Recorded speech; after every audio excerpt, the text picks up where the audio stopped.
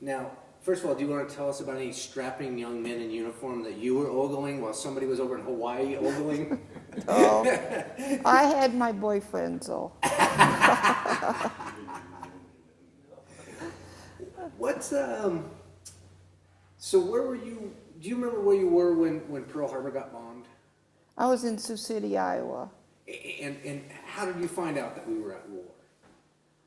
Through the radio and newspaper. And what did you think? Do you remember what? Oh, I thought it was awful. What did you, so it? So I did my duty. I went, after I graduated, I went to a defense factory in Sioux City, Iowa, and we made, oh gosh, I can't even think. Gun cleaners. Oh, really? For the servicemen. So was it all women? No, there was boys there too. Oh, there was. It was a kind of a big factory. And I worked on a lathe that made a hole in the gun cleaner. Oh, wow. Huh. Well, that's, so did you, in your wildest imagination, ever imagine, so you just had graduated from high school, right? I didn't want to go to college. Didn't want to go to college? So my girlfriend and I went and worked at the defense factory to give our part to the servicemen. Huh.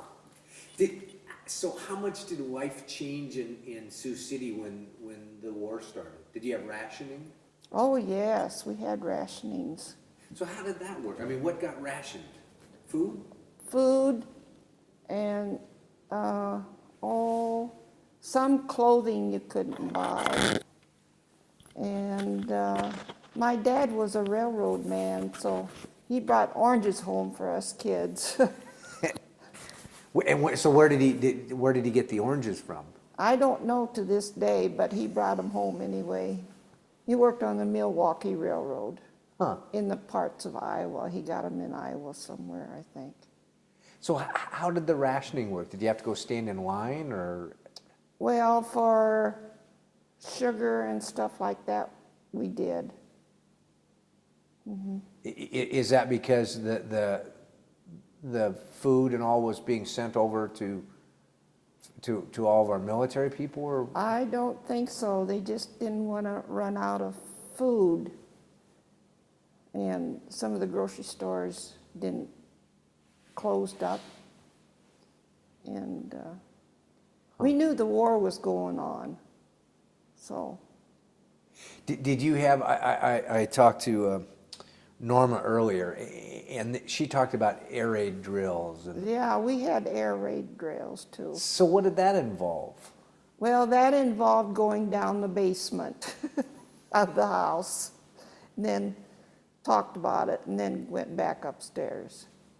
Huh. Mm-hmm. That's right. It wouldn't have been till after World War II and Korea that people started building bomb shelters in their basements, and my neighbors. Mm-hmm. Huh. What about, did you have to do blackouts and things like that in Sioux City, or? I don't recall any blackouts. Because Iowa's kind of in the middle of the country. I Yeah. mean, you're going to know they're coming before they get there, I would Yeah. assume. So the fear of all that happening. Did you have USO clubs or anything like that? Oh yes, we had USO clubs, but I didn't participate in them because I was working at the defense factory. So you were too young to go down and? Well, no, not too young. I was 19 when I went to the defense factory. So, but I'd rather do that and then go to the USO clubs.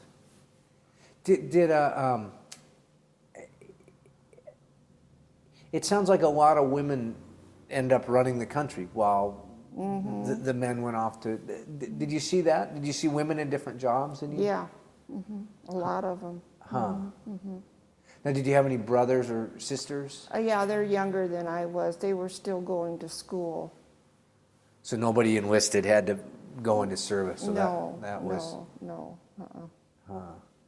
Did you have Norma talked about the if you had a son or a daughter in the military that you had a flag you could hang in your window. Did that happen in Iowa too? Could you? Oh, yes, a lot of them, yeah. What, I had an uncle that was in the service, and so we hung a flag for him. what about your classmates? Did a lot of your classmates join the service or from high school? Yes, there was 2 or 3 boys after school joined the service, and see, I graduated in '43, and a lot of my classmates got out of school and went into the service, and 3 of them didn't make it home. They were over in, I don't remember where they were. Let's see. They weren't over at Iwo Jima. I don't remember where they were. There were 48 different battles or 50 Yeah, battles. yeah. So they didn't make. Did you stay in touch with any of them while they were in the service? Did you get letters or anything like that, or were they not? No, no. Huh. I think the school did, though. So. Did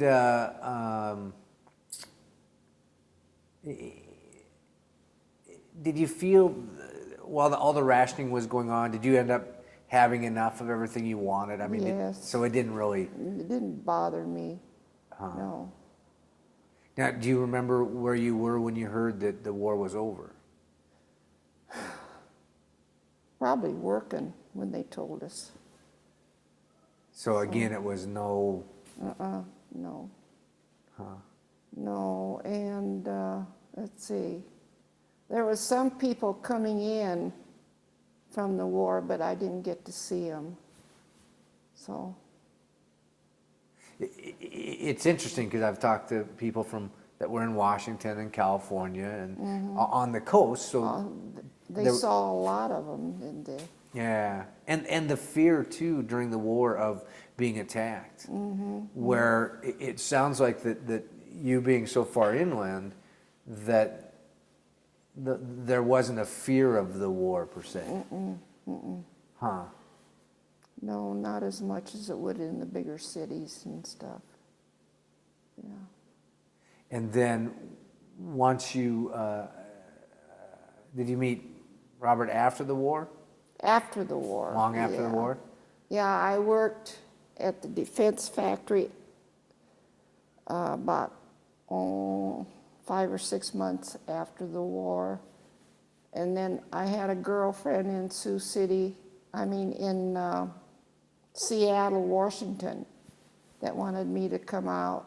So I went out and I just stayed, and then I got a job at Boeing, and that's where I met him. Oh. Post-war I worked Boeing. in the accounts receivable office. Huh. Wow. And so how long have the two of you been married now? 45? 45? How many years have you been married? 45? 47, yeah. Oh, doesn't seem that long. Well, that's good. That is good.